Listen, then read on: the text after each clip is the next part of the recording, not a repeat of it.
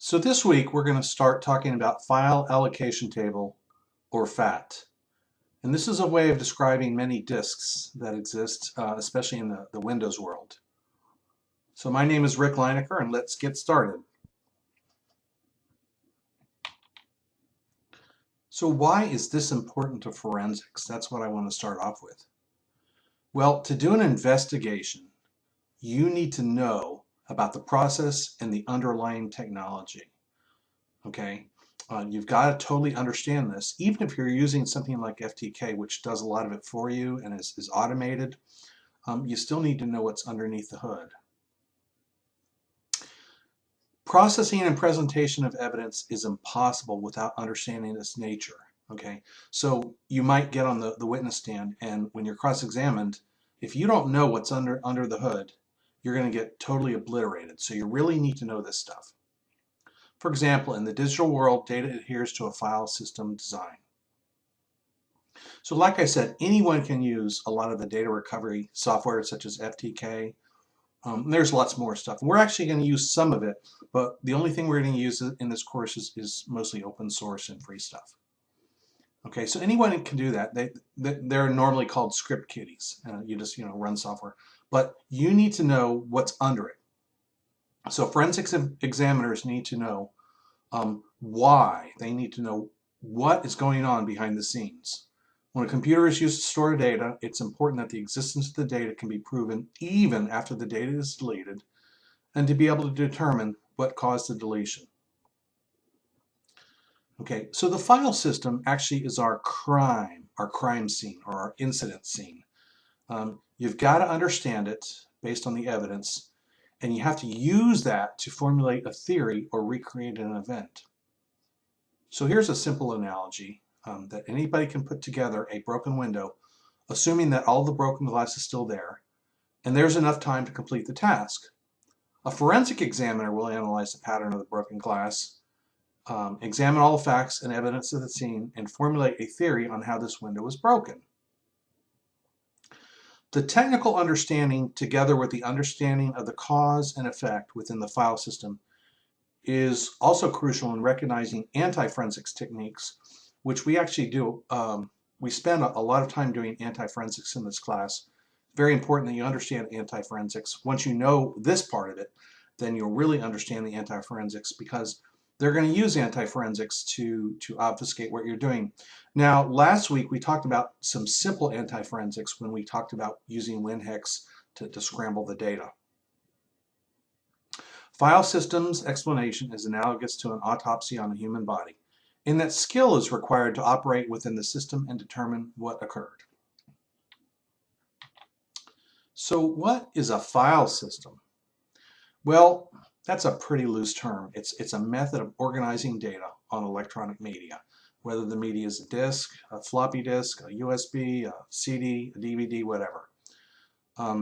Most computers are somewhat familiar with what a file system does because they use the computer.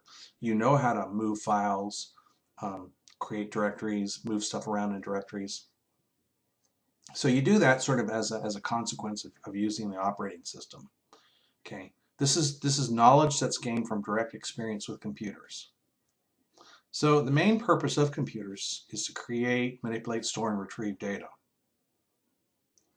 A file system provides the mechanism to support all of these tasks in addition to others.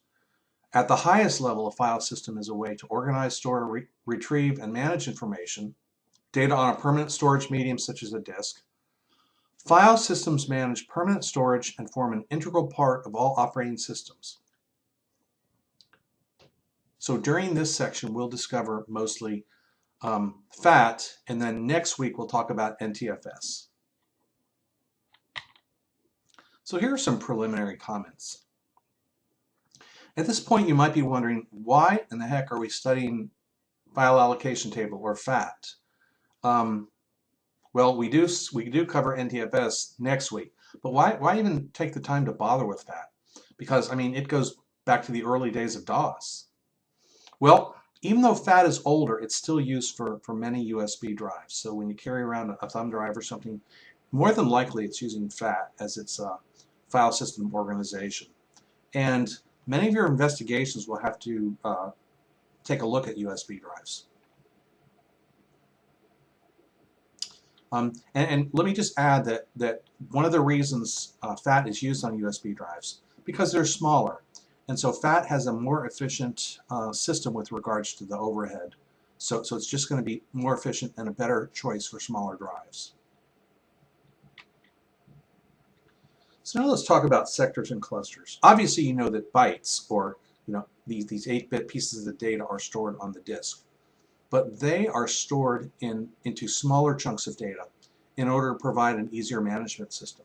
If the computer had to just go and look through, say, 1 terabyte of bytes, and each of them is treated individually, it would be very, very difficult.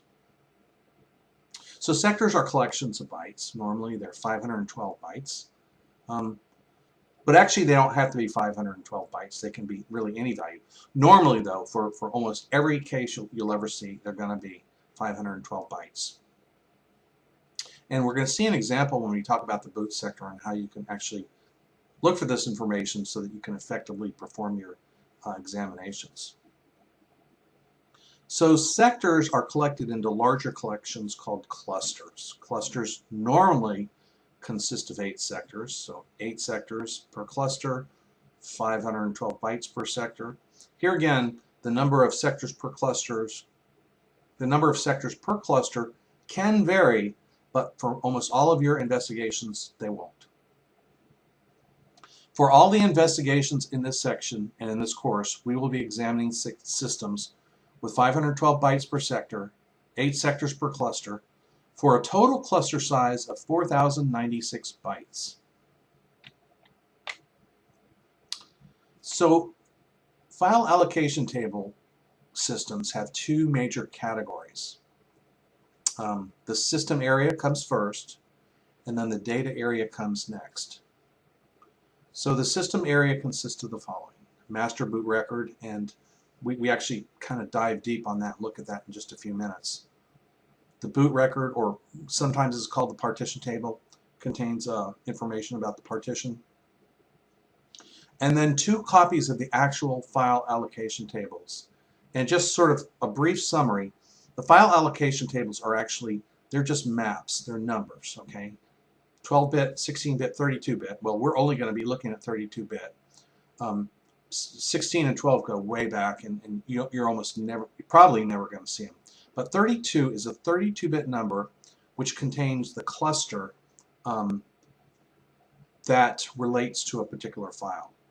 So the file allocations tables sort of map out where data is stored on the drive. The data area starts at cluster 2 and consists of the following.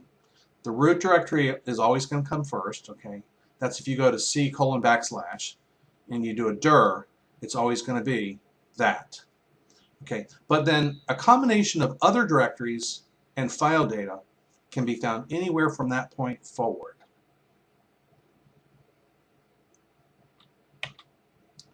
So there are different FAT versions, as I've alluded to. There are 3 versions: 12-bit, which I have not seen probably since 360K floppy disks in about 1989. So it's unlikely you'll ever see that. 16-bit, those are maybe still around on some old USB drives, and 32-bit. So we're going to focus on 32-bit FATs in this course. So just, I'm not trying to tell you that 12 and 16-bit FATs don't exist. I'm just saying we're going to focus on 32-bit FATs in order to make sure we understand that. So older FAT, before Windows 95A, so there was Windows 95A and Windows 95B. Windows 95A and previous, this is the way it was laid out. So you had the master boot record, or the boot sector. You had the boot record, the FAT, both copies that is, and then the root directory, and all of this was within the system area. Then after the system area, you had the data area. Okay, so that was the older way it was laid out. But now FAT is laid out a bit differently. They've taken the root directory out of the system area and moved it into the data area. And this actually helps a lot in sort of the way you tackle these forensics problems. So it's just easier to keep track of, maintain, and understand. So here I'm in File Explorer, And I'm going to be using a USB drive for this section just to make sure I've got a fat drive.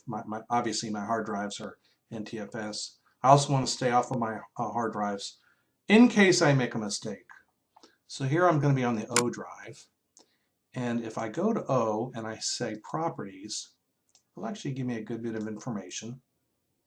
Okay, it just shows the use space and the free space, what kind of format it is. Here it says FAT32. So before you start your investigations, you want to go ahead and you want to make sure that you're looking at the right type of a disk. So one of the things that Windows 10 will do to a USB drive is it will write a system volume information folder without you asking for it or anything. It'll do it automatically. And during the process of this course, that may actually end up working against you because it'll write data to your drive and you're not expecting it, so your investigations will get all messed up. So I'd like to take a minute and show you how to take care of that. Okay, I'm running gpedit.msc, so again run that. That should come up in a minute. Okay. And then under local computer policy, computer configuration, go to administration, administrative templates, and Windows components,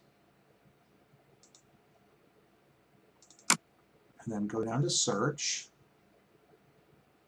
where it says don't allow locations on removable drives to be added to libraries. So if you notice, let me move this over, you'll notice mine is set to enabled, and if you're going to prevent that file in Windows 10 from writing, you have to set to enabled. So here I've got a command prompt up. Let me go to the root directory, and if I do a dir, I see everything that's part of the root directory. Remember, the root directory is going to be the very first thing in the data area. So you can actually see, obviously we're going to be using WinHex and other tools to look at it, but a simple cursory examination can be done with a command prompt.